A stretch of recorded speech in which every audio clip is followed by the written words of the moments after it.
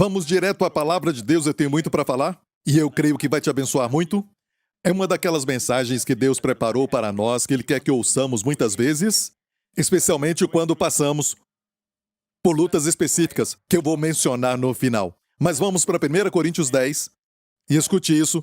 Neste verso bem conhecido, uma das primeiras coisas que aprendemos quando somos salvos, sabe, naquele verso que te dão para memorizar?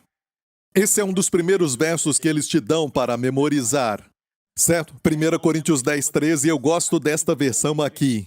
E foi nessa versão que eles me deram, eu lembro, um cartão pequeno para memorizar, e era para que eu me lembrasse quando eu fosse tentado. Então a ideia ali é a seguinte: quando você é tentado a pecar, se lembre deste verso. Mas aqui a palavra para tentação, parasmos, certo? Parasmos. Tentação não é só tentação para o pecado, mas também lutas. Eu disse, é também para lutas. Parasmos é também para lutas. Quando o médico te dá uma notícia muito ruim, é uma luta na sua vida. Amém? Quando sabe que seus negócios, certo, não estão indo muito bem e você recebeu essa notícia, certo? É um teste da sua fé. Amém? Você ouve notícias ruins, certo, de que o seu filho ou sua filha está fazendo algo negativo, é uma luta, um teste da sua fé. Amém? E tudo isso está debaixo dessa palavra grega, parasmos, certo? Pode ser uma tentação para que você caia em pecado, para o mal, ou uma luta. Tudo aqui. Eu gostaria que fossem duas palavras, mas é a mesma. Então tem que ver no contexto se está falando tentação para pecar, ou está falando de lutas, as adversidades da vida pelas quais passamos. E vamos ver isso, para você decidir. Não veio sobre vós, eu vou usar aqui as duas palavras, tentação ou luta, senão humana. Mas fiel é Deus, aleluia. Essas palavras são maravilhosas, igreja. Olha, você pode descansar. Veja, igreja não é sobre a fé do crente, a fé é importante. Sem fé é impossível agradar a Deus. Mas não é tanto a fé do crente, mas a fidelidade daquele que prometeu. Pela fé, Sara recebeu força para conceber, porque ela o teve por fiel. Ela não se considerou cheia de fé, mas ela o teve por fiel. Mas fiel é Deus que não vos deixará tentar ou ser testado. Olha, eu vou usar essas duas palavras sobre tentação e lutas, acima do que podeis. Antes, com a tentação, dará também o escape, para que a possais suportar. Olha, parece uma contradição. Número 1, como a tentação, ele também dá o escape, para que a possais suportar. Olha, essa ideia de você suportar algo com perseverança, certo? Com longanimidade, paciência, algo assim, quer dizer que você fica no problema. Não escapa. Se escapa, o teste não é mais um teste. Você achou uma saída. Então parece uma contradição. Como você suporta algo se tem um escape? Certo? Então eu vou falar algo para você que vai te abençoar muito. Certo? Aqui diz que com cada tentação, e você se alegra que com cada teste, com cada tentação, Deus promete mandar, com cada teste, uma saída. E a saída, perceba, o escape, essa palavra que foi usada para escape é uma palavra no grego. Ekbasis, ekbasis. Parece japonês, mas é grego. Ekbasis, ok? Ekbasis, ek quer dizer tirar de, e basis é andar. É literalmente saída. Sair. Certo? Essa palavra veio do grego para nós como a palavra saída. Fugir, escapar, sair. Você sai. Ekbasis. Amém? Então, o escape aqui é essa palavra, ok? E olha, se você olhar uma outra versão ao meio da revista e atualizada, você vai ver que diz que vos proverá o livramento. Livramento e não escape. Pelo contrário, juntamente com a tentação, vos proverá o livramento. Então, a ideia que eu tenho na minha mente é sempre essa, que com toda luta que vem, seja qual for a luta, Deus é fiel e sempre vai providenciar uma saída. Ele sempre dá uma saída, mas no grego eu descobri que não é somente um livramento, porque essa ideia de livramento nós não sabemos qual será. E talvez você está passando por uma luta. Isso não é bom. Isso fere. envolve alguém amado. Talvez você está até deprimido, agora mesmo. Talvez o seu problema é a depressão. Está pensando em tirar a vida? Não faça isso. Certo? Tem alguém aqui para te libertar. O seu nome é Jesus. Amém? E você está passando por algo agora mesmo. E quero te dizer, Deus tem a resposta para você. Certo? E, olha, eu recebi um avivamento. E sabe quando foi isso? Quando eu preparava essa mensagem.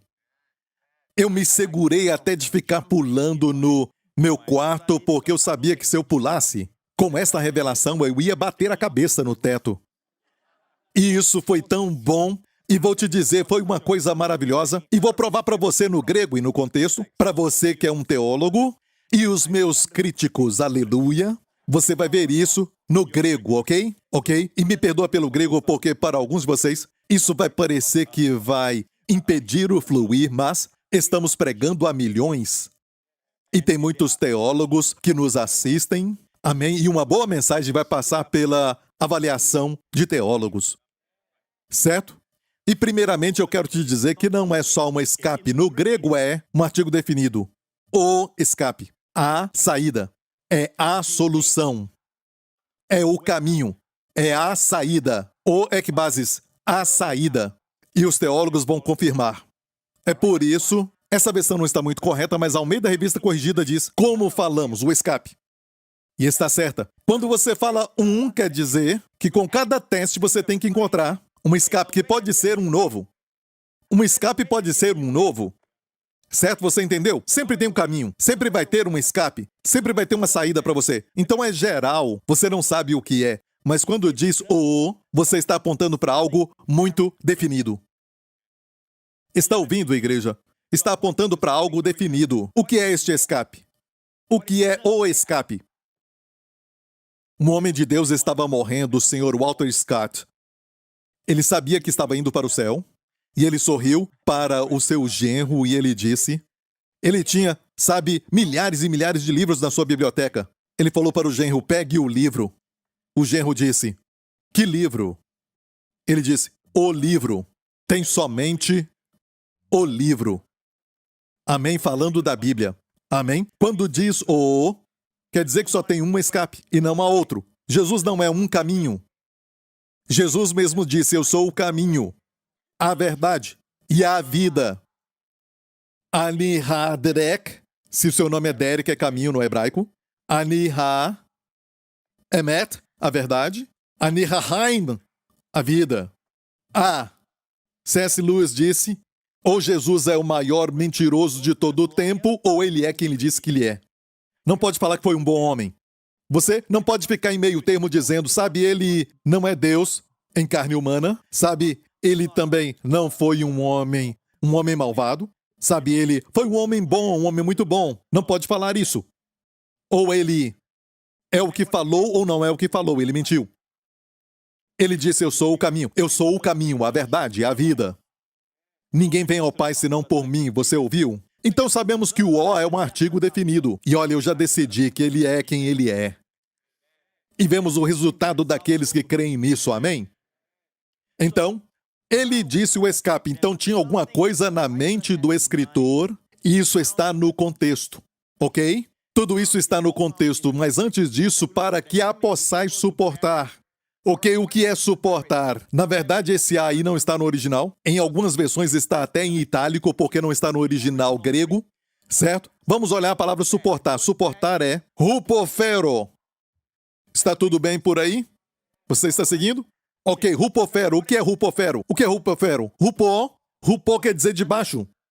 Quando algo está de baixo é rupo. Fero é ser carregado, como num rio, como uma ovelha sendo carregada. Olha, eu tenho, muitos dicionários na minha biblioteca. Um dos meus dicionários diz assim, olha, essa definição não é minha, mas rupofero quer dizer a correnteza de um rio que carrega alguém, carregado seguramente longe do perigo. Não é a ideia de suportar, ficar ali suportando, mas a ideia aqui, o escape é, na verdade, olha, Deus libera mais do Espírito para te carregar. Longe de perigo. Posso ouvir um amém? Igreja, escute isso. Carregado seguramente. Essas palavras não são do pastor Prince, ok? Essas palavras são dos dicionários. Um dos dicionários que eu tenho. Eu tirei de um material que eu tenho. Eu só estou te dando a definição aqui. Amém? A correnteza de um rio, porque rupo quer dizer de baixo, certo? Carregar é a palavra fero, certo? Te carregar para longe do perigo. Glória a Deus! Agora voltamos para a revelação em 1 Coríntios 10, 13. Amém? Com a tentação também dará o escape, para que você possa suportar ser carregado para longe do perigo. E qual é o contexto? Olha isso. Eu vou ler na versão que lemos e vou te mostrar os meus dedos. Ok, ali está o contexto. Eu fiz questão de cortar as unhas primeiro. Amém? Versos 13 ao 16. Dá para ver isso na versão que geralmente lemos. Nós sempre usamos essa versão. Olha o contexto. Só 2 versos depois disso. Fala sobre o cálice de bênção. Verso 16, que abençoamos. Não é a comunhão do sangue de Cristo, o pão que partimos, não é porventura a comunhão do corpo de Cristo? Eu fiquei, hã? Estava falando de tentação e do escape. Deus vai te dar o escape. Sabe, você vai ser carregado seguramente longe do perigo. Depois, 2 versos mais tarde te diz, e ainda diz assim, no verso 15, falo como a entendidos. Julgai vós mesmos, ou seja, tem uma revelação aqui. Vou te falar algo que tem que ter revelação. Você entendeu? Tem que ter sabedoria de Deus. Tem que ter inteligência espiritual. Você está pronto? Amém? E quando Deus mostrou isso primeiro para mim, sabe, eu fiquei muito lisonjeado, porque somente pela graça de Deus que nós recebemos isso dele. Lembra dos discípulos no cenáculo? A Bíblia diz que Jesus apareceu para eles e diz, e abriu-lhes o entendimento para entenderem as Escrituras. Eles não tinham entendido que ele morreria e ressuscitaria. Depois, abriu-lhes o entendimento. Dependemos tanto de ti, Senhor Jesus, para abrir o nosso entendimento. Ninguém pode pensar aqui que é sábio. O sábio é aquele que depende dele, para abrir o entendimento toda vez que lê as Escrituras. Posso ouvir um amém? Então, e aqui está falando da Santa Ceia, quando ele fala sobre o cálice de bênção. E aqui também fala do pão e o que tem a ver com o escape. A saída, o ekbasis, para fugir das suas lutas.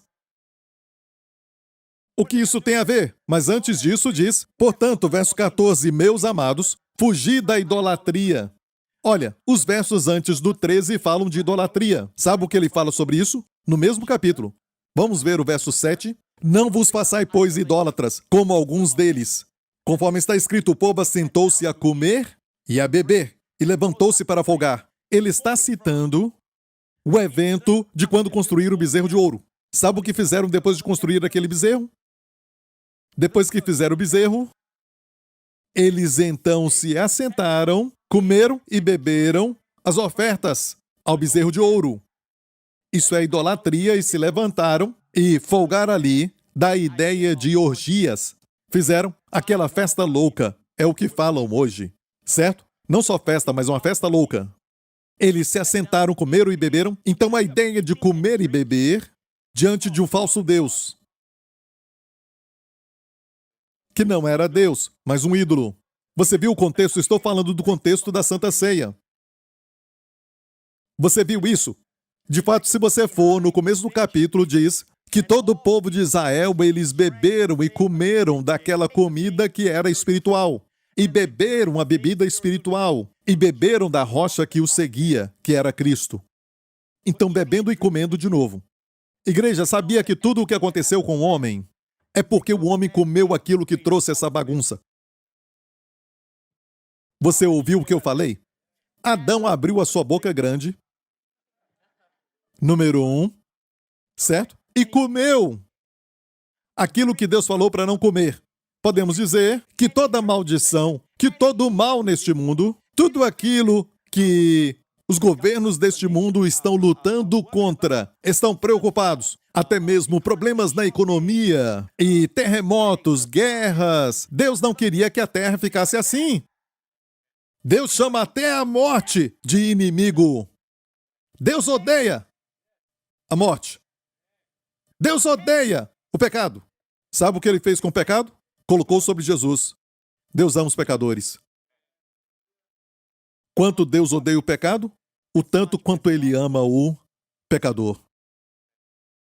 Eu vou explicar. Você conhece alguém que você ama muito e está com câncer. Você ama o câncer? Não, lógico que não. Mas o câncer está na pessoa amada. Agora uma pergunta. Quanto você odeia o câncer? E vem uma outra pergunta. Quanto você ama aquela pessoa? Porque quanto mais amar a pessoa, de acordo com o nível deste amor, vai ser o nível do ódio pelo câncer. Então Deus te ama, mas odeia o pecado. E a razão por que ele odeia o pecado é porque ele te ama. E o pecado destrói tudo aquilo que Deus tem de bom, de bênçãos, de harmonia, de paz, de vida, de alegria para você e para sua família. Deus não está querendo tirar a alegria. Na sua presença tem muita alegria. Amém. Prazeres para todo sempre. Quando Jesus, no cenáculo, sabendo que em algumas horas seria traído, ele já tinha falado com Judas. E era à noite, quando ele saiu. Que detalhe importante. Era à noite. Jesus falou para os discípulos, isso tudo eu vos disse, para que a minha alegria esteja em vós. Pode imaginar uma pessoa que parece que foi batizada em suco de limão? Olhando para você, isto eu vos digo, para que a minha alegria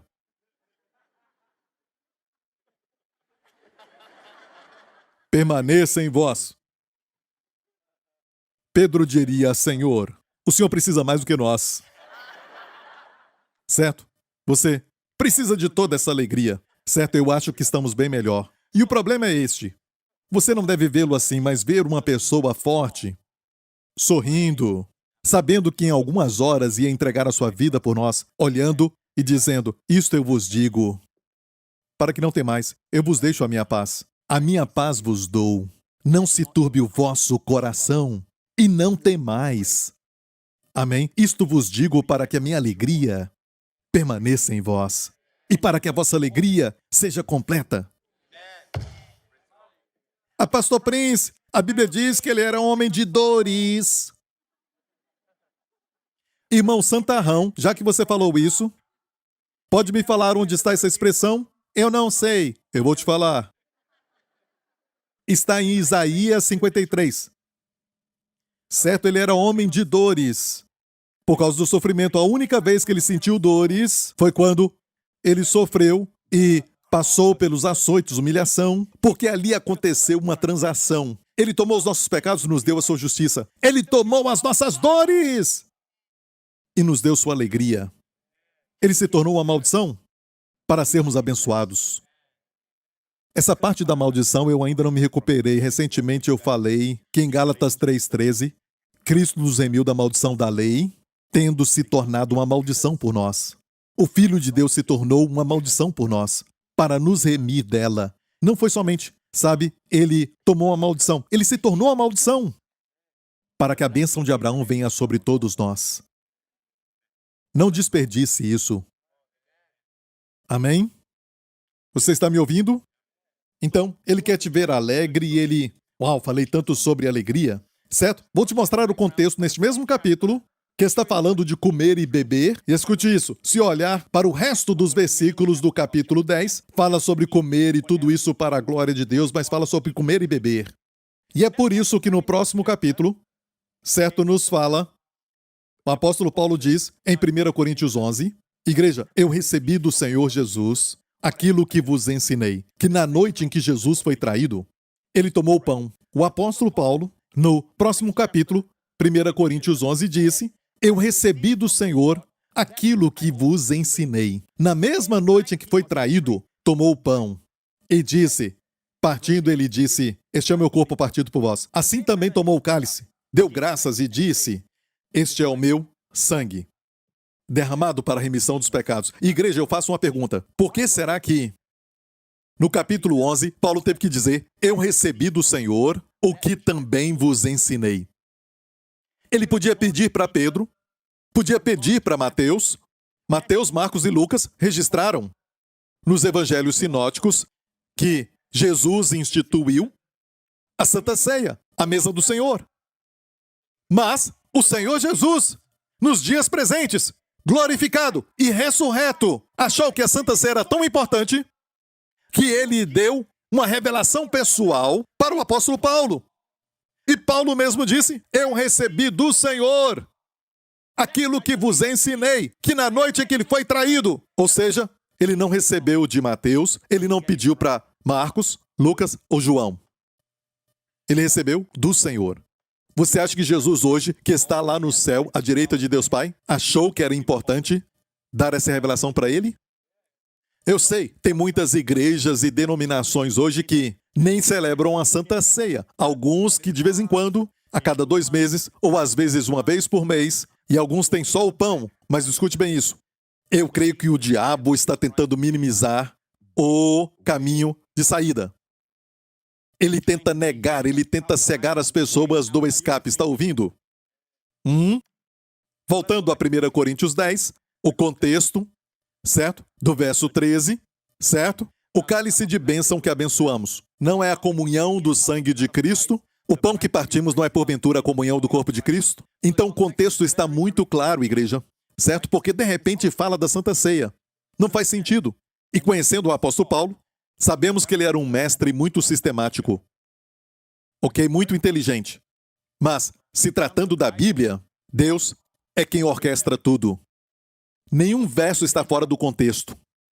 Te mostrei os versos antes, se assentaram para comer e beber, se levantaram para folgar. Agora, vamos ao verso 16. Olha na tela. O cálice de bênção que abençoamos não é a comunhão do sangue de Cristo. A palavra comunhão aqui é a palavra koinonia, que é a palavra para amizade. Certo? Associação.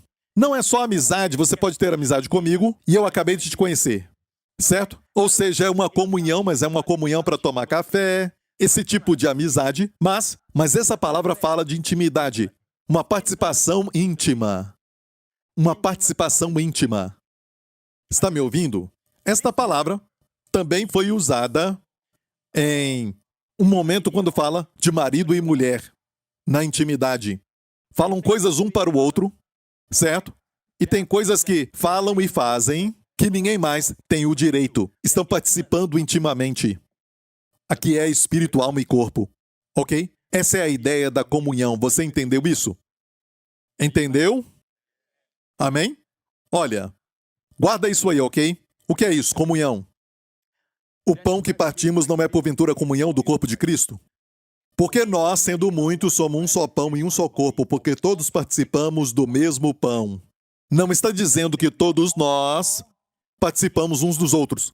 Tem alguns que ensinam que quando você pega o pão, lembre-se que é o corpo de Cristo. Não. Jesus não disse que este é o corpo místico de Cristo. Nós somos o corpo de Cristo, mas quando pegamos o pão e o pão está com o cálice, está falando do seu corpo físico. Este é o meu corpo. Não estava falando do corpo místico que viria. Está ouvindo? E aqui está muito correto. Sendo muitos, somos um só pão, um só corpo, porque todos participamos do mesmo pão. Ou seja, somos um pão, um corpo agora, porque todos participamos do corpo de Jesus. Entendeu? Ok. Vede a Israel segundo a carne. Agora falando de Israel, olha para ele segundo a carne. Quando ofereciam um sacrifício, os que comem os sacrifícios não são porventura participantes do altar? E eu te falo isso, é do seu interesse hoje. Se você está sofrendo, você recebeu um diagnóstico, algo assim, seja o que for que os médicos falaram, escute isso. É de seu interesse participar dos benefícios da cruz. A questão é como fazer isso. Vede Israel segundo a carne. Os que comem os sacrifícios não são, porventura, participantes do altar. O altar é a cruz. O altar na época do templo de Israel tinha 4 pontas, a figura da cruz, isto é, onde o cordeiro é colocado, onde o corpo de um sacrifício era colocado. Era onde o sacrifício era morto. O holocausto era posto ali. 4 pontas, porque um dia essa figura seria Jesus na cruz. As 4 pontas, norte, sul, leste e oeste, Deus amou o mundo de tal maneira. O benefício é eficaz para os 4 cantos do mundo. Posso ouvir um amém? Certo? Então, o altar era o lugar da cruz. E como participamos? Essa grande questão que a Igreja de Jesus Cristo tem é: eu sei que Ele levou as doenças, não só os pecados, mas como participar disso? Como ter acesso a isso? Como ter essa koinonia, uma participação íntima, ser participante e apropriar-se do que aconteceu? Como posso me apropriar dos benefícios do sangue e dos benefícios do pão? Como? Vede Israel, não são os que comem participantes? Ou seja, quando você come o pão e bebe o cálice, você se torna participante do que Jesus fez lá na cruz. Está ouvindo, igreja? Eu vou ler para vocês alguns testemunhos, se eu tiver tempo, talvez um testemunho, mas isso vai te abençoar. Este irmão, Joshua, do Reino Unido, eu fui salvo aos 9 anos, mas olha, a minha experiência com a igreja foi sobre viver uma vida cristã em vez de receber a graça de Deus. Me senti um hipócrita quando eu tentava lidar com os meus sentimentos de culpa e vergonha. Como resultado, eu passei a minha adolescência e a minha vida adulta bem longe de Deus. 4 anos atrás, eu voltei a participar da igreja. Conheci alguém em um pequeno grupo que me introduziu ao ministério do Joseph Prince. Eu comecei a assistir às mensagens do pastor Prince quando podia. Lentamente, a mensagem de Cristo começou a trazer cura para o meu coração. Quanto mais eu ouvia, mais a minha crença errada era trocada pelo Evangelho. Por 6 meses, eu chorava incontrolavelmente quando eu ouvia sobre a graça e a verdade que Jesus trouxe para nós. Mesmo sendo salvo quando criança, eu não falava nada sobre a minha crença para ninguém porque eu me sentia um hipócrita. Agora falo da graça de Cristo para todos aqueles que querem ouvir. Certo domingo, eu até contei o meu testemunho na igreja. Por 26 anos, eu sofri de verrugas dolorosas na sola dos meus pés. Eu experimentei todos os meios médicos, até cirurgia laser para removê-las, mas nada funcionou. Quando fui convidado para um churrasco um tempo atrás, eu pedi para tomarmos a Santa Ceia juntos. Como tinha assistido na mensagem do pastor Prince sobre o poder curador da Santa Ceia e li o seu livro sobre a Santa Ceia, falei sobre isso que eu creio, sobre o significado de discernir o corpo do Senhor e de tomar Santa Ceia com um grupo. Depois de tomarmos a Santa Ceia, oramos e cantamos canções sobre o sacrifício do nosso Senhor Jesus. Na oração, eu amaldiçoei as verrugas dos meus pés que já tinham espalhado pelas minhas mãos. Depois de algumas semanas, ele estava sofrendo por 26 anos deste problema. Nem mesmo o laser ajudou. Depois de algumas semanas, as verrugas das mãos sumiram. E nas semanas seguintes, os pés também foram curados. E agora estou completamente livre das verrugas. Toda glória a Jesus, aleluia! Olha, isso não acontece porque você diz, eu vou experimentar a Santa Ceia, certo? Não é questão de tentar, é fé. Está me ouvindo? Não é assim, sabe? Eu vou tentar. Isso tudo é vazio. De significado vazio. E se não tiver cuidado, vai participar indignamente. Bem, vamos para 1 Coríntios 11. Por causa disso, escute muito bem o que acontece. Alguns na igreja, sabe, dizem, temos que impor as mãos uns sobre os outros e falar isso e falar aquilo. Tem uma hora para isso. Tem uma hora para isso. Ok? Mas a regra para um crente, geralmente, é expulsar os demônios e curar as pessoas para pecadores lá fora. Não para os crentes. Os crentes, me parece, na igreja primitiva, parece que tinham saúde divina. É melhor ter saúde do que cura. Eu disse, é melhor ter saúde do que cura. Mas se está doente, peça cura. Mas não fique aí, não viva de cura em cura. Comece a andar com saúde. Os crentes partiam o pão de casa em casa, diariamente. Vou repetir, você não entendeu. Partiam o pão de casa em casa, diariamente. E alguns acham que é extremo fazer uma vez por semana. A igreja primitiva, no livro de Atos, no primeiro dia da semana, se reuniam para partir o pão. Quem era o pregador daquele domingo? O apóstolo Paulo. Paulo era o pregador. Não diz no primeiro dia da semana se reuniram para ouvir Paulo. Se reuniram para partir o pão. Atos 20. Leia isso depois. E enquanto Paulo estava pregando, durante a longa pregação de Paulo, um jovem que estava sentado na janela, certo? No terceiro andar. Tudo isso é simbólico também. Terceiro andar, o terceiro céu. Nós estamos assentados com Cristo no terceiro céu. O nome daquele jovem é mencionado, porque tem uma mensagem para a igreja. Seu nome era Eutico. Eu quer dizer bom, sabe, no grego. Eutico quer dizer boa sorte. Ele dormiu porque não estava ouvindo a mensagem e ele caiu do terceiro andar e morreu. Olha, porque a igreja foi roubada da boa sorte. Eutico. Não estamos ouvindo a mensagem.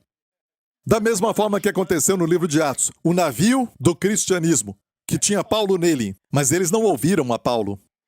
Depois, então, do naufrágio, Paulo disse: deveriam ter me ouvido. Temos que ouvir as revelações paulinas, especialmente da graça que Deus deu para ele. Toda a escritura é inspirada, toda a escritura é importante, mas nem tudo é escrito para nós, para a igreja. Algumas são para os judeus e outras são para nós. E Paulo então disse: eu recebi do Senhor sobre a Santa Ceia. Amém? Está ouvindo, igreja? Certo? Então olha aqui. Certo? Aquele jovem então tinha caído, mas eles estavam ali para partir o pão, não para ouvir Paulo pregar. E ele caiu, e Paulo desceu e depois o abraçou. Sabe, temos que abraçar essa nova geração com as revelações paulinas, as revelações da graça. Está me ouvindo? Temos que abraçá-los, mesmo estando mortos. Temos que abraçá-los, que eles possam sentir o calor do evangelho da graça. E escute isso. Paulo disse: não vos perturbeis, a sua vida está nele. E o ressuscitou. Olha, se isso acontecesse na igreja, falaríamos: glória a Deus, aleluia, amém?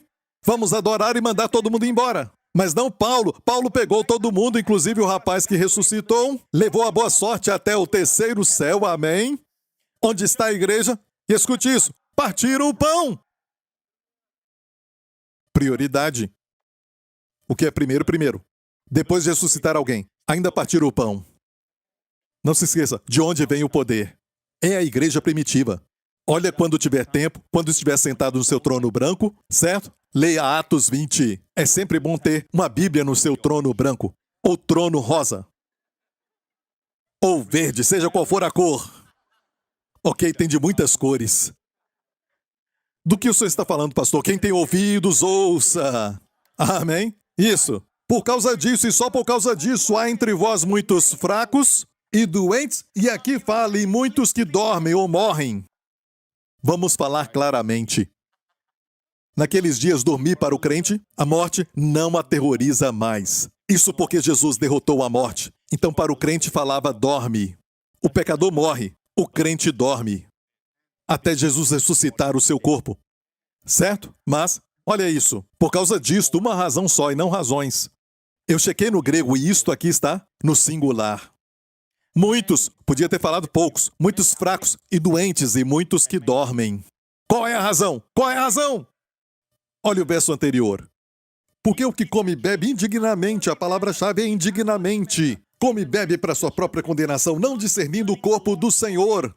E se você está sofrendo com malária, e eu digo que eu tenho um remédio, tome esse remédio e você diz: eu não quero. E eu coloco na água, ok? E digo: beba, beba. E você fala: eu não quero beber isso. Você está bebendo condenação para si mesmo.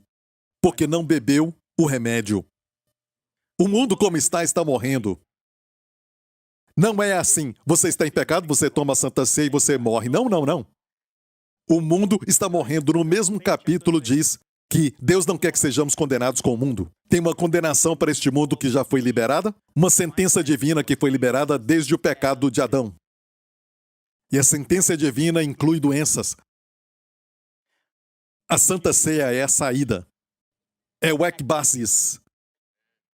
Está me ouvindo, igreja? Amém? Olha, não discernindo o corpo do Senhor, eles conheciam o cálice. A maioria das denominações que praticam algumas igrejas, e falo isso com tristeza, tem a Santa Ceia, mas muitas vezes colocam o pão e o cálice como um.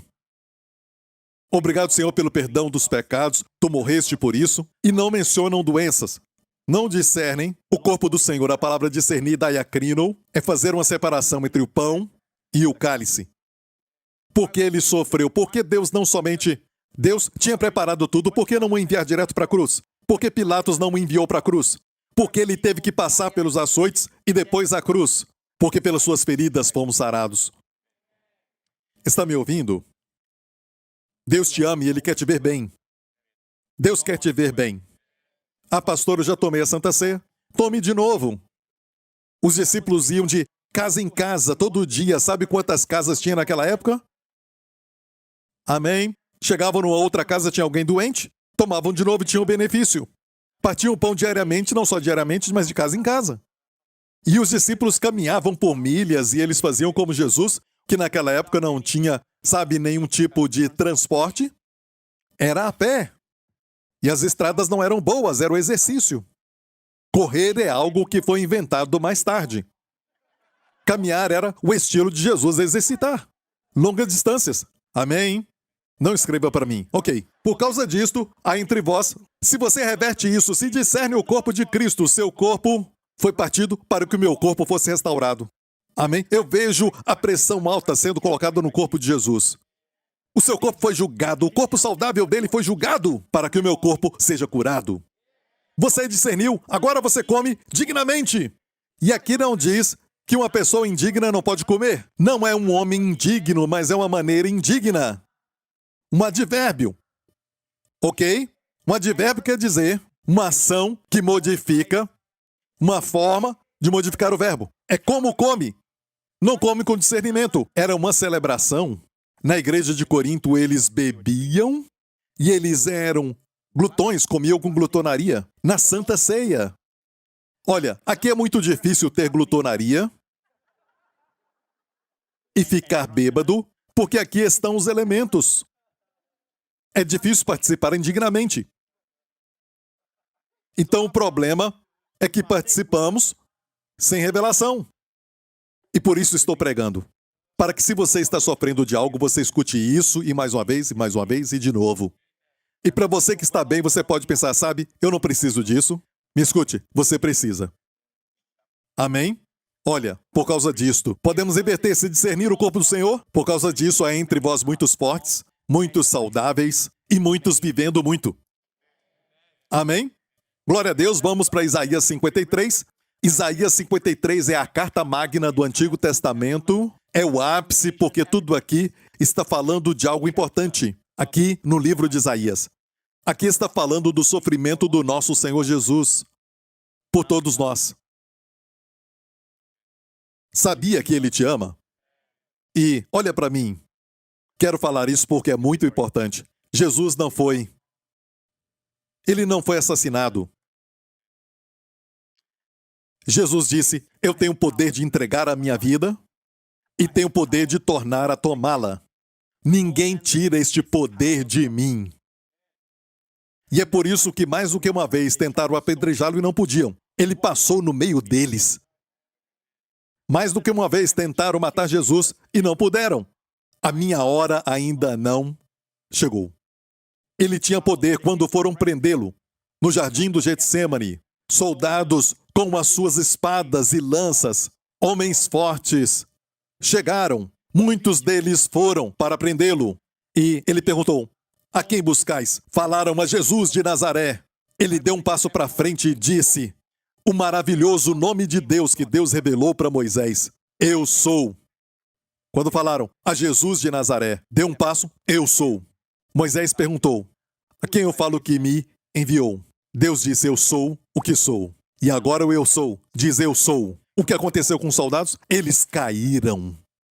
Isso é poder, ok? Ele não foi preso porque não tinha poder. Ele permitiu isso e disse, vocês me encontraram. Deixem os discípulos irem. Está ouvindo, igreja? Amém? Ele se entregou naquela cruz. Foi o que convenceu um dos ladrões, porque ele era diferente.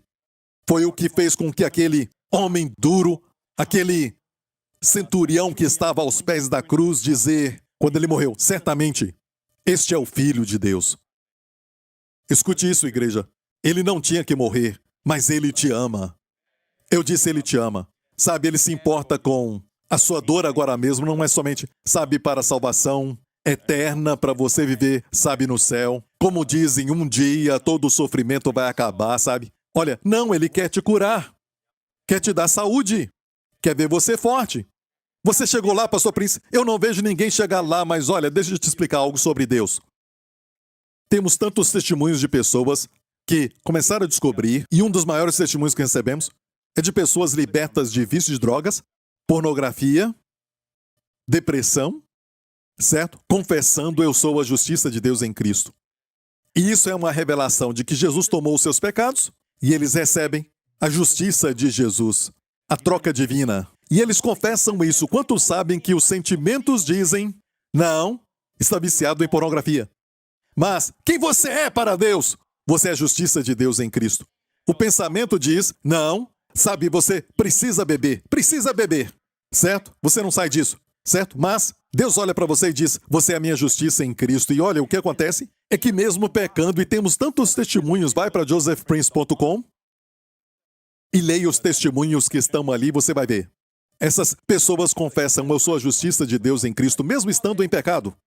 E como um dia o desejo de ver pornografia ou de beber, o desejo de usar drogas, tudo sai. A depressão vai embora. Está me ouvindo? O que eu quero dizer é, mesmo que você ainda tenha sintomas do pecado na sua vida, não se identifique com o pecado. Não é quem você é. Se você nasceu de novo, você é a justiça de Deus em Cristo. E quanto mais se identificar com quem você é, não quer dizer que você não vai pecar. Nunca mais. Talvez peque, certo? Mas vai pecar menos e menos.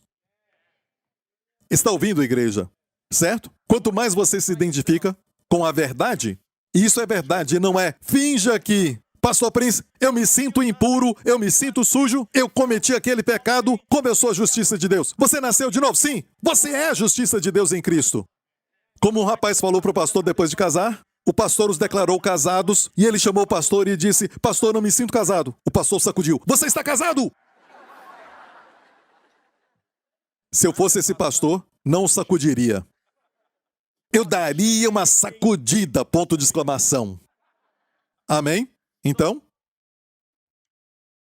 a mesma coisa com o pecado. Quando você se identifica mesmo tendo pecado, você se identifica com o fato de que você é a justiça de Deus em Cristo. Não quer dizer que não peca, mas peca menos, e menos, e menos. E olha isso.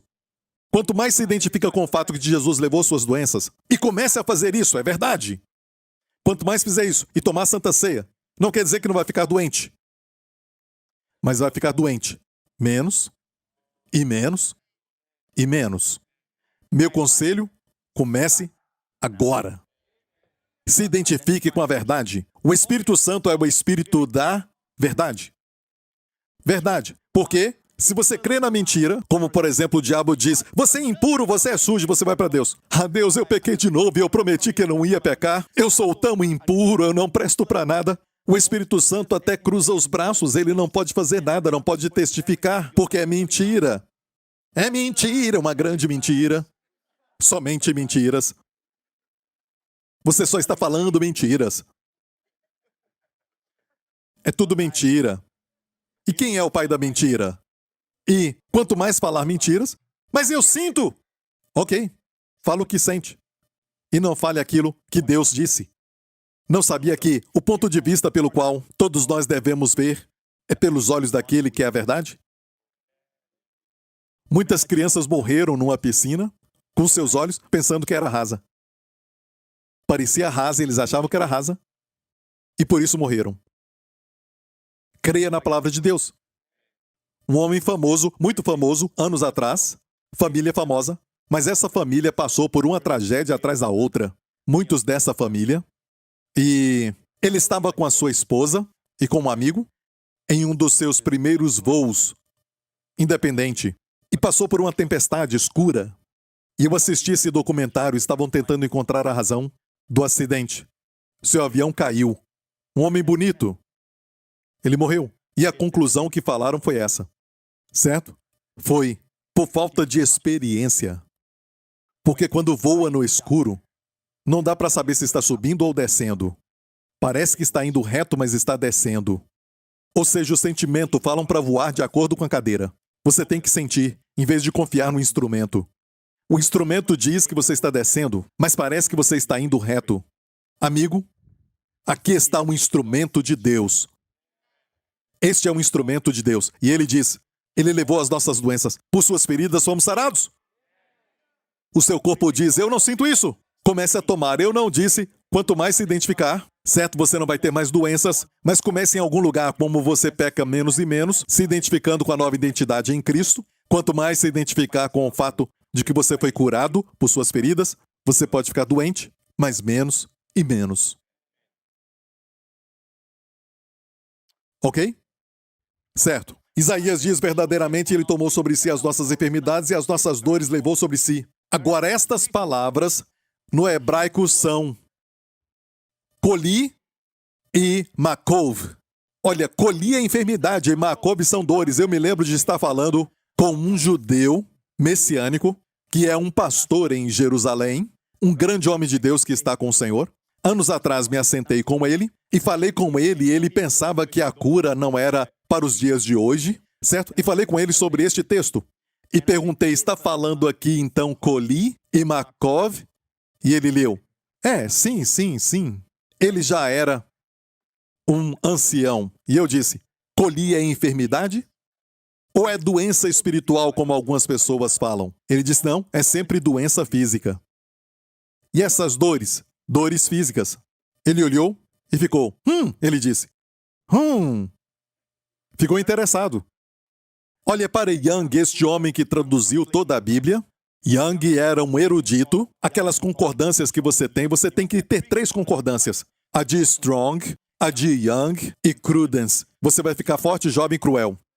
Certo? Então, olha para a tradução de Young. Verdadeiramente, ele levou as nossas doenças e as nossas dores, ele as carregou. Tem alguma citação sobre isso? Sim. Graças a Deus por Jesus. Mateus 8. Para que se cumprisse, é o Novo Testamento, para que se cumprisse o que fora dito pelo profeta Isaías, que diz, ele tomou sobre si as nossas enfermidades e levou as nossas doenças. E aqui está falando de enfermidades físicas e doenças e fraquezas, enfermidades e dores. Está muito claro. Pastor Prince, tem certeza? Ok, você não está convencido, ó homem de pequena fé? Vou te mostrar o verso 16, o contexto. Não tira o texto do contexto. O verso 16, o contexto. E chegada a tarde, trouxeram-lhe muitos endemoniados. E ele, com a sua palavra, expulsou deles os espíritos e curou a todos. Que maravilha, curou a todos. Não sei por que eles não leem a Bíblia. Por que eles não leem a Bíblia? Ele não curou a todos em Israel, mas curou a todos que foram a ele. Lembre-se disso. Curou todos os enfermos, para que se cumprisse o que fora dito pelo profeta Isaías, que diz, ele tomou sobre si as nossas... Então está claro no contexto que fala de doenças físicas e cura física. A Bíblia interpreta a Bíblia. Amém? Vamos ver mais Isaías 53? Vamos para o verso 5 agora. Mas ele foi ferido por causa das nossas transgressões e moído por causa das nossas iniquidades. O castigo que nos traz a paz estava sobre ele, e pelas suas pisaduras fomos sarados. Olha isso nessa outra versão. Na NVI, diz que ele foi esmagado por causa das nossas iniquidades. Esmagado é a palavra. Não ferido. Ele não ficou ferido com a mancha preta, certo? Foi esmagado por nossas iniquidades. Foi esmagado por causa disso. E agora, olha isso. O castigo que nos trouxe a paz estava sobre ele.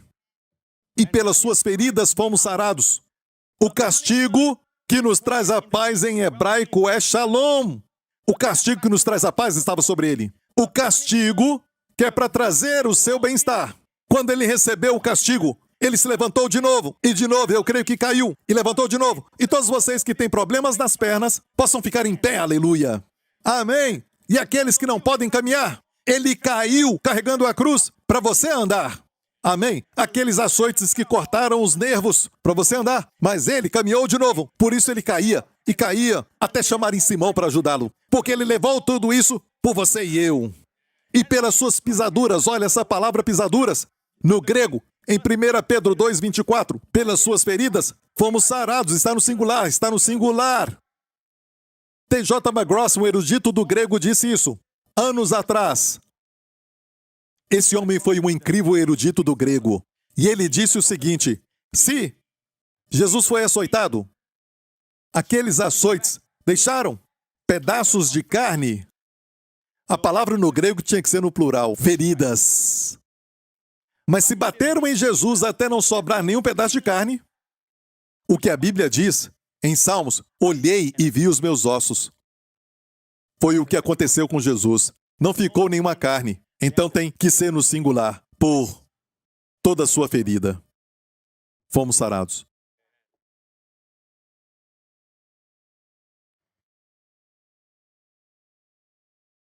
Te falei que Ele te ama. Não tinha que sofrer isso. Ele te ama. Com o primeiro açoite, pá! O câncer morreu. Pá! A pressão alta se foi. Pá! A doença de coração foi embora. Toda artéria limpa, desbloqueada. E olha, graças a Deus pela ciência, pela medicina, mas não faz o que a ferida fez. Às vezes te dão um certo medicamento, mas eles te falam que vai ter um outro problema por causa disso. Então tem que ter esse medicamento para combater aquele problema que aquele medicamento fez e depois tem que tomar outro medicamento. E falam dessas contraindicações. Está ouvindo, igreja? O castigo que nos traz a paz estava sobre ele. O castigo que nos trouxe a paz estava sobre ele. E pelas suas feridas fomos sarados. Vamos voltar para a versão que usamos. Pelas suas pisaduras fomos sarados? Agora escute isso. Pisaduras aqui é cavura. Diga cavura. Cavura, ok? Olha, cavura quer dizer feridas, pisaduras. E por muitos anos eu descobri, porque eu amo o hebraico, e eu estudo muito, quando eu posso, o bastante para pedir chá e café. A minha esposa diz que eu falo hebraico.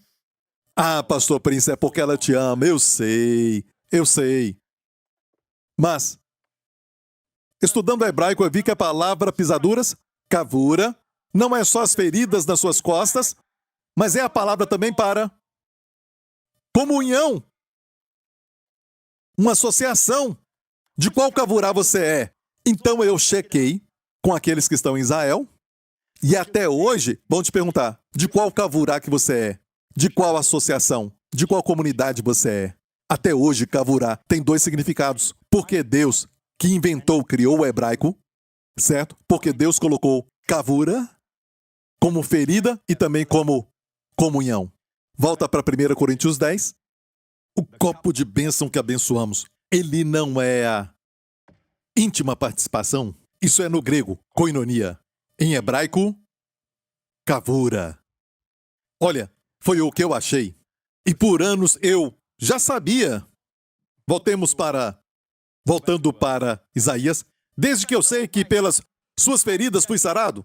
Olha, entenda isso. A ferida nas costas foi real e pelas suas feridas fomos sarados. É a interpretação primária, mas escondida nela tem como nós participarmos disso. Deus diz é pela comunhão com as feridas. Por anos eu ia para casa, voltava de Israel, coçava a cabeça e falava cavura pela associação. O que eu faço? Eu adoro e tenho comunhão? O que eu devo fazer? Será que Deus pode me dar um verso que fala sobre essa associação? E olha isso, eu encontrei em 1 Coríntios, certo? Onde diz: tomar o cálice de bênção é participar do sangue de Cristo. Toma o pão e é comunhão com o corpo de Cristo. Uau! É assim que tenho comunhão com o corpo de Cristo que foi ferido para minha cura. Se você está doente, você pega um pedaço bem grande de pão em casa. Pega também um copo de... Eu não vou falar vinho para você beber muito. Querida, me desculpa, mas o pastor Prince disse, sabe? Eu tenho que tomar muito durante o dia, então... Eu comprei este vinho e entenda, tudo isso é para o Senhor. É tudo pelo Senhor. Ok, isso não faz sentido, tá bom? É errado ficar bêbado, ok?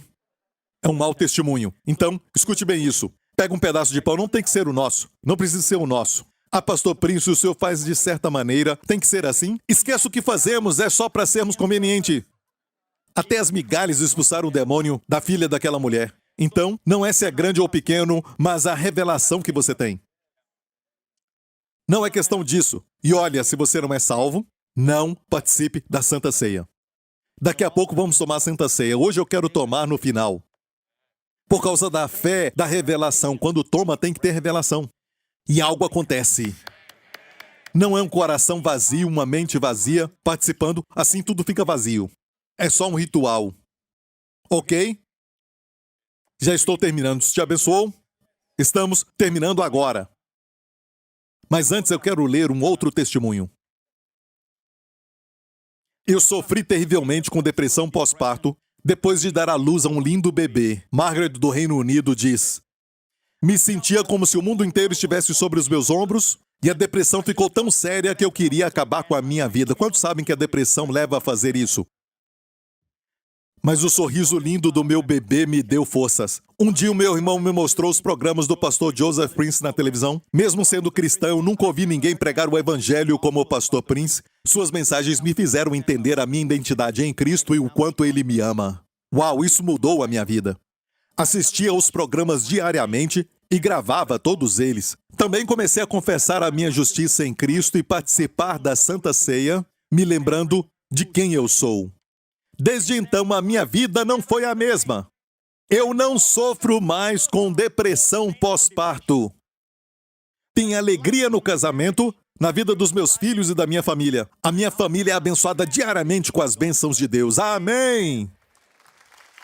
Bem, pastor Prince, e que tal aqueles que estão no hospital? Posso tomar Santa Ceia por eles? Esse próximo testemunho, escute muito bem, porque um dia você vai ver que isto pode te ajudar com um parente, algo assim, ok? Irmão Colin, da Índia. Em outubro de 2015, Rama, a sogra da minha cunhada, foi levada para um hospital por causa de um derrame que paralisou o lado direito do seu corpo. Ela também estava com um nível muito alto de açúcar no sangue, que só agrava o derrame. O médico também descobriu que o seu esôfago estava torcido e colocou um tubo de alimentação para que ela não se engasgasse com a comida. Assistimos às mensagens do pastor Joseph Prince sobre a Santa Ceia e a unção com óleo com Depeche, o filho dela. Quando ele foi para o hospital, ele orou por ela com óleo ungido. Depois de 5 minutos, ela mexeu a mão direita. A família então participou da Santa Ceia. Apesar de estar em outra cidade, participamos com eles. Pode fazer isso. Certo, o Senhor cura à distância, não tem problema. Amém? E naquela noite, Rama recuperou todo o movimento do braço direito. Naquela noite. E da perna. Mas não conseguia se equilibrar em pé. No dia seguinte, caminhou em volta 2 vezes. Sozinha, sem perder o equilíbrio. Derrame, sabe? Com nível alto de açúcar. Mas ela começou a tossir por causa do leite que bebeu. O doutor quis colocar de volta o tubo de alimentação, o que era muito doloroso. Mas ela conseguiu evitar isso porque ela comeu normalmente depois de tirar o tubo. O seu esôfago não estava mais distorcido. No 4º dia, Rama foi liberada. Um outro paciente com o mesmo problema de Rama, que foi para lá no mesmo dia, ainda não tinha aberto os olhos. Olha, o mesmo problema, no mesmo dia, a pessoa no 4º dia, ainda com os olhos fechados. O meu cunhado, que é um médico, falou que a restauração de Rama era medicamente impossível. O açúcar no sangue ainda estava instável na semana seguinte. Falamos para ela sobre o que aprendemos com o pastor Prince sobre confiar em Deus. Naquela noite, Rama e a sua filha participaram, a Rama agora participou, certo? Quando o seu parente está em coma ou alguma coisa assim, você pode tomar a Santa Ceia por ele. Mas quando acorda, agora ela participou. Naquela noite, Rama e a sua filha participaram da Santa Ceia e falaram para Deus que elas não podiam, mas ele pode. O nível de açúcar no sangue estabilizou depois disso. Rama agora crê no Senhor. Glória ao nome de Jesus. Amém, amém, amém. Deus é tão bom. Amém? A última parte, eu creio que vai ser muito interessante para vocês que estão sentindo que, sabe, está ficando velho. Sabe? Quando eu tinha 12 anos, eu pensava, 30 é muito velho. E eu cheguei aos 30. Depois pensei que 40 anos é muito, muito velho. Me lembro quando minha mãe tinha 40. Quando ela tinha 30 anos, eu achava que ela era velha. Sabe? Você está olhando como assim, eu não sei o que você está falando, certo? Mas seja qual for a idade que você falar, como a idade para uma pessoa velha, eu quero que saiba de algo, ok? A Bíblia diz assim no Salmo 92, olha aqui. O justo florescerá como a palmeira. crescerá como o cedro no Líbano. O cedro do Líbano é um cedro muito famoso. Olha o cedro aqui. Olha essa figura. É uma árvore majestosa. Uma árvore linda. O cedro do Líbano é o cedro que foi usado para o Templo de Salomão, a madeira mais cara daquela época. A casa de Deus. É muito lindo. Certo? O Salmo 92 diz: o justo florescerá como a palmeira. Uma palmeira, mesmo com 100 anos, ainda produz óleo. Isso não é lindo?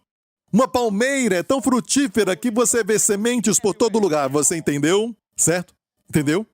Na velhice, frutífero. Crescerá como cedros no Líbano. Amém? E a madeira do cedro, eu aprendi isso quando eu estava com a Wendy viajando anos atrás. De férias, passei pelo cedro e parei. E por causa da Bíblia eu queria aprender mais sobre ele. E você vê, tinha muitos cedros ali e vê uma placa. E na placa diz que o cedro é quase incorruptível. Nenhum inseto consegue destruir. De fato, aquele cheiro maravilhoso do cedro expulsa todos os insetos. Por isso tem bloco de cedro para colocar na sua roupa. Amém? Os que estão plantados na casa do Senhor florescerão nos átrios do nosso Deus. Não só venha à igreja. Esteja plantado. Não só venha à igreja. Os que estão plantados na casa do Senhor florescerão onde? Lá fora, no seu trabalho. Lá fora, na sua família. Amém? Quem é plantado aqui vai florescer nos átrios, é do lado de fora, ok? Próximo. Na velhice ainda darão frutos. Velhice, aí está falando de idade, mas a pessoa é jovem, porque a pessoa ainda está dando fruto. Vovô e vovó, isso é para você. A sua idade pode estar avançada. Você fala a sua idade, eles dizem o quê? Certo? Mas você ainda dá fruto. Dizem que quando chega a certa idade, falam que tudo seca. Abraão não considerou seu próprio corpo agora morto, seco. Nem atentou para o corpo de Sara, mas ficou forte na fé, dando glória a Deus. Não consideramos o que é natural. Consideramos a palavra. Então, o pastor Prince agora provou para você nas Escrituras. Sim? Certo.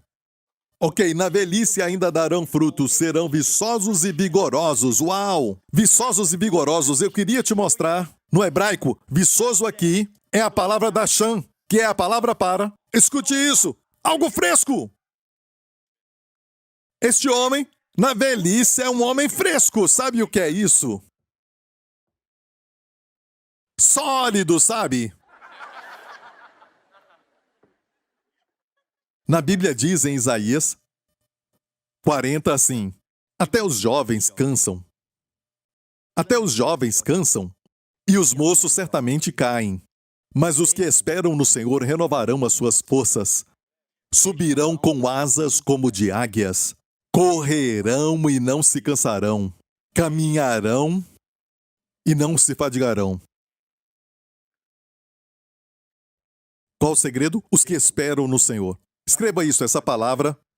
Escute, essa palavra para quem espera no Senhor é a palavra juntos, comunhão. Cavar é a palavra cavar no hebraico. Cavar é como a corda, torcida, que é forte. Você e o Senhor torcidos, você vai correr e não se cansar, vai subir com asas como de águias. Deus vai renovar sua mocidade como de Caleb, com uma idade de 85 anos, ele falou para Josué: me dá este monte. Como Moisés com 120 anos, quando ele morreu, a Bíblia diz que os seus olhos não escureceram, nem a sua força diminuiu. Deus fez por eles, e Moisés estava sob a lei, Caleb sob a lei. E nós que temos uma melhor aliança, a lei deles era baseada, a aliança deles era baseada no sangue de bodes e touros. A nossa aliança é baseada no imperecível, lindo, precioso sangue do Senhor Jesus Cristo. Amém. Está ouvindo, igreja? E qual é a chave, pastor? Qual é a chave?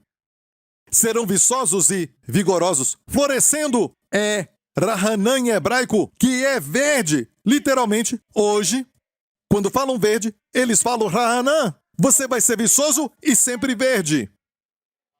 Que tal isso? Você olha para uma árvore com mais de 100 anos, mas toda verde. E alguns, com 30, 40, já estão marrom. Sempre verde. Pode estar sempre verde. Por que Deus quer isso? Por que Ele quer isso para o seu povo? Certo? Não é só para você, para anunciar, para testificar que o Senhor é reto. A minha rocha, e nele não há injustiça. As pessoas ao redor vão ver isso. Você anunciou que Deus é muito bom, que Ele é um Deus reto. Quando eles olharem para o povo de Deus e ver isso, uau, amém. Mas aqui não diz como, certo? Volta então para a primeira parte. Crescerá como cedros no Líbano. A chave aqui é o cedro no Líbano, ok? Então, essas pessoas, na velhice ainda darão frutos, ainda verdes e vigorosos, mas não fala o que fizeram, certo? Sim, para isso, volta semana que vem. Quer saber agora? Mas olha o tempo. Hã? Quer agora? Só mais um verso, ok? Olha isso. Diga cedro do Líbano. Quando Deus me deu isso, eu já conhecia muito bem este verso, mas quando Deus me deu isso agora, quase que furei o teto. Porque por anos eu salivava em cima disso. Ficava cheio de saliva. Ficava, sabe? Olha, dá fruto na velhice, sempre verde, vigoroso. Dá fruto, florescer nos átrios, sabe? Como o cedro do Líbano. Como a palmeira, eu salivava. Não fala como. Então, bem, em um dos meus estudos, Deus disse, olha a chave, crescerá como não a palmeira, mas o cedro no Líbano. A Bíblia interpreta a Bíblia. Olha este verso, no Salmo 104. As árvores do Senhor fartam-se de seiva. E agora temos essa passagem, fartos de seiva, certo? Verde, farto de seiva. Dando fruto da velhice, farto de seiva. Os cedros do Líbano que ele plantou, esta é a chave. Certo? Se você acha que está falando de árvores, pense de novo. Como a Bíblia diz, não atarás a boca do boi enquanto debulha. E Paulo disse, você acha que está falando de bois? Deus ama os animais, mas você acha que estava falando aqui só de quando debulhava o trigo? Deixar o boi comer? Não atar a sua boca, fazer como alguns fazem? Sabe? É. Você sabe muito bem. Certo? E olha, então, Deus disse, deixa o boi comer. Deixa comer. E Paulo disse, você acha que é para os animais? Não. Ele disse, Deus está falando do ministro que debulha a palavra. Que ele seja abençoado. Tem que comer, é o seu trabalho. Ele tem que receber. É o seu trabalho. Certo? Paulo falou disso em Coríntios, leia depois, não é a mensagem de hoje. Ok? Estou falando que quando Deus dá uma ilustração sobre não atar a boca do boi, ele pensava sobre os pastores. Pastores que dependem de ofertas voluntárias. Certo? Deus falou, permita que ele coma. Olha isso. Quando aqui fala sobre as árvores fartam-se de seiva, que são os cedros do Líbano, são pessoas que ainda dão fruto. São pessoas, é uma ilustração. Como ser incorruptível, cheio de seiva, como ser verde, como ficar sempre forte. Você quer isso? Contexto. A Bíblia interpreta a Bíblia e o contexto é importante. Olha o verso anterior. E o vinho que alegra o coração do homem, e o azeite, o Espírito Santo, que faz reluzir o seu rosto, e o pão que fortalece o coração do homem. E escute isso, o único pão que fortalece o coração do homem é o pão da Santa Ceia, porque pelas suas feridas fomos sarados. Escute isso, igreja, o vinho, o pão é a Santa Ceia, que te faz como cedros do Líbano, farto de seiva. E quando eu vi isso, escute, eu disse, uau! Eu fiquei, uau! Uau! Por que eu estou pregando isso? Estou pregando para que quando alguém que você ama receber um diagnóstico ruim, não vai correndo tomar a Santa Ceia com o coração vazio, com a mente sem revelação, vazia. Espere, escute a mensagem. E no final, participe. Algo vai acontecer, porque as coisas de Deus funcionam pela fé. A fé vem pelo ouvir. Ouvir e o ouvir da palavra de Deus. Está ouvindo, igreja? Amém? Tudo aconteceu por causa de um homem pecar. E eu já estou terminando. Tudo porque o homem pecou. Ele comeu da árvore que não deveria. E olha isso. Deus disse, coma para voltar para as bênçãos. Coma para voltar para as bênçãos. Está me ouvindo? Mas é o corpo de Cristo. Tem que ser o corpo de Cristo. Sabe os discípulos em Lucas 24? Lembra disso? Eu já te falei isso? Não. Eu não falei disso? Rapidamente, Lucas 24, Jesus ressuscitou no mesmo dia, rapidamente, ok? Não posso fazer isso e depois começar o outro culto. Senão você vai ficar. Lucas 24, rápido. E aconteceu que estando com eles à mesa, tomando o pão, e isto foi depois da ressurreição. Na mesma noite, quando ressuscitou dos mortos, ele foi para Emaús com 2 discípulos, eu creio que marido e mulher, certo? E ele fez o papel do anfitrião. Foi o anfitrião. Ele pegou o pão, o abençoou, partiu e lhe deu. Abriram-se-lhes então os olhos e o conheceram. E ele desapareceu-lhes. Quando seus olhos foram abertos, quando eles o conheceram, quando ele partiu o pão. Durante 7 milhas não o viram até partir o pão. Tem algo aqui, igreja, tem algo aqui. Eu creio, eu tenho uma mensagem sobre este caminho, eu tenho uma mensagem que Deus me mostrou. Na verdade é uma réplica, ou na verdade uma figura sobre o que aconteceu no Jardim do Éden quando o homem caiu, o homem comeu. Tem uma figura ali de um homem e uma mulher, um casal ali, aqui outro casal, caminhando para Emaús. Cleopas e a esposa. E aqui temos o Senhor caminhando com eles, que era na viração do dia, e Jesus caminhando aqui. Uma restauração, entendeu? O que foi perdido aqui, foi restaurado aqui. E a Bíblia diz, e por causa do tempo, seus olhos foram impedidos de ver Jesus, não sabiam que era ele. Eles foram impedidos para que o vissem na palavra, não fisicamente, mas depois, no final, aqui, o que aconteceu? O diabo seduziu a mulher, que falou para o marido comer aquela fruta. Certo? E os seus olhos se abriram. Mas da forma errada. Não para Deus, para eles mesmos, para o pecado, para a sujeira, como eles estavam nus. Mas aqui na restauração, seus olhos se abriram, não para eles, mas para ele. Então escute bem, olhando para os tipos, para os 2 eventos, eu posso falar que Adão e Eva comeram da árvore do conhecimento do bem e do mal, não foi? Mas não comeram da árvore da vida. Será que posso falar que a Santa Ceia é a árvore da vida? Ele é a sua justiça, ele é a sua justiça, ele é a sua santidade. Foi abençoado? Foi mesmo? Aqui fala da restauração e sabe o que aconteceu? Ele desapareceu? Desaparecer não quer dizer que ele deixou. Eles só não podiam vê-lo, mas ele não os deixou. E voltaram 7 milhas. Tinham andado 7 milhas. Depois da Santa Ceia, andaram 7 milhas de novo. Voltaram para os discípulos e disseram, Ei, vimos o Senhor, vimos o Senhor. Vamos ler isso. E eles lhes contaram o que acontecera no caminho e como deles fora conhecido no partir do pão. Falaram para eles. E olha isso. E falando eles destas coisas, o partir do pão, Jesus se apresentou no meio deles e disse-lhes, Shalom! Quando falavam do partir do pão, o Senhor ama isso. Por isso ele está aqui agora. Amém? Enquanto eles falavam do partir do pão, Jesus apareceu. Você acha que ele desceu do céu naquela hora? Não, estava lá o tempo todo. Ele não os deixou. Ou seja, de pão para pão. Ele sumia e aparecia. Participe, anunciando a morte do Senhor, até que ele venha. E até que ele venha quer dizer, quando ele vier nas nuvens para nos levar no arrebatamento, até que venha, tomar até que venha, pode também ser, até que ele se manifeste a você. Eu não sei você, mas eu fui abençoado e eu sei que você agora está realmente pronto para a Santa Ceia, não é? Vamos distribuir os elementos. Todo mundo já recebeu? Você está pronto?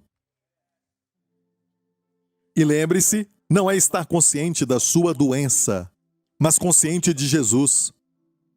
Amém? Pensar nele. Eu vou falar de novo, certamente. Escute isso. Olha, quando você vem para a igreja, eu falo isso para os pastores, parece que temos que te guiar palavra por palavra. Temos que parar isso, você já entendeu, certo? Você sabe. É a sua oração com Deus. De vez em quando eu vou te guiar, mas faça uma oração. Não deixe o pastor Lawrence beijar a menina por você.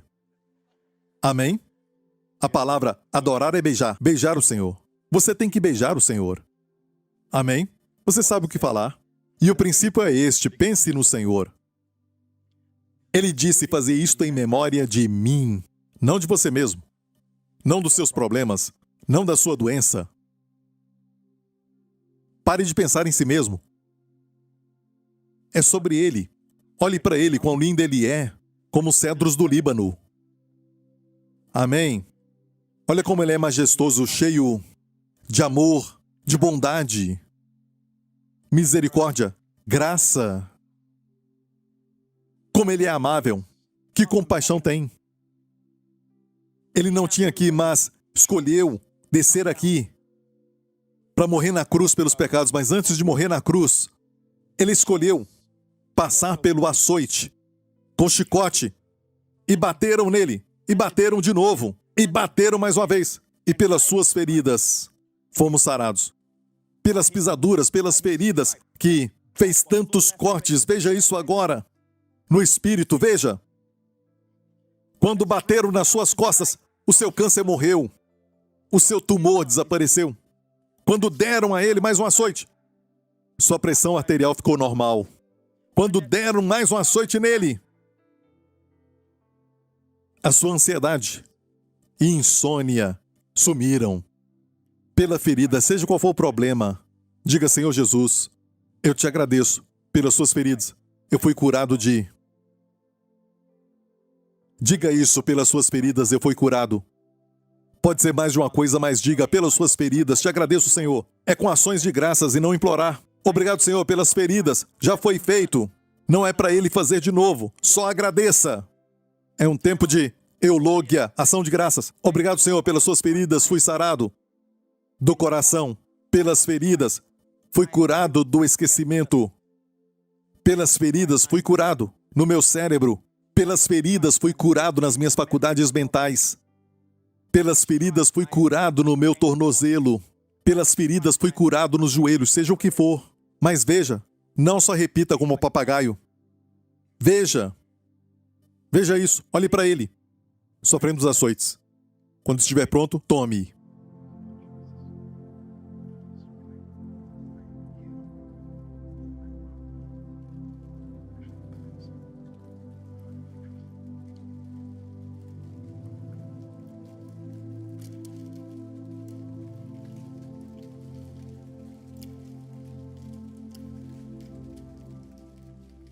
Levante o cálice. No sangue de Jesus está o perdão dos seus pecados. Você não está participando? Lembre-se disso. Para ser perdoado, você bebe porque já foi perdoado. Se não é salvo, você não aceitou a Cristo, isso não é para você. Deixe de lado isso, é só para crentes. E você foi perdoado dos seus pecados porque o sangue foi derramado. E quando tomar, tome com a consciência de que os seus pecados foram perdoados. E não há pecado sem perdão na sua vida, por causa do sangue de Jesus. E saiba que pelo sangue de Jesus não há maldição na sua vida. Não há maldição na sua família. Cristo te remiu, por seu sangue, de toda maldição. Participe. Amém? Se você está aqui e nunca aceitou a Jesus Cristo, Deus não vai forçar a salvação em você. Ele espera você convidá-lo. Quer falar sim para Ele? Você quer falar sim: eu creio no Senhor Jesus Cristo como meu Salvador? Porque Ele te ama e se entregou por você. Se você quer isso, faça essa oração comigo. Diga de coração: Pai Celestial, eu creio que Jesus Cristo é o Filho de Deus, que morreu na cruz pelos meus pecados e ressuscitou dos mortos, como o meu pastor, como Salvador e sumo sacerdote. Os meus pecados foram perdoados. Eu sou filho de Deus. Eu sou a justiça de Deus em Cristo. Abençoado, abençoado, abençoado. Jesus Cristo é o meu Senhor. Em nome de Jesus. Amém. Glória a Deus. Fique em pé. Se fez essa oração, você é filho de Deus. A partir de hoje, tome a Santa Ceia. Amém. Glória a Deus. Gostou de ter vindo? Olha isso. Eu não sei você, mas tem uma glória aqui neste lugar. Sabe? Desde a pregação tem uma nuvem de glória. Ele está aqui. Ele veio a este lugar. Levante as mãos, que o Senhor te abençoe nessa semana. Que o Senhor te abençoe com as bênçãos de Abraão e de Deuteronômio 28. E que o Senhor te guarde com seus amados nesta semana, de toda infecção, de todo o terror e do medo, dos perigos, acidentes e tragédias. Que o Senhor guarde a você e a sua família de toda infecção e doença. Que o Senhor guarde a você e a sua família de todo perigo, de todo mal. Que Ele te conceda favor, que sorria para ti nesta semana. Veja o favor de Deus sobre você. Deus sorrindo para você. Amém? Ele se agrada de você por causa do que Jesus fez. Ele se agrada de você, você está em Jesus. Amém? Ele te trata como Jesus. Amém. Que o Senhor levante o seu rosto sobre ti e te conceda grande bem-estar. Shalom. Porque o castigo para este shalom já foi dado. Receba em nome de Jesus. Amém. Deus te abençoe. Até a próxima.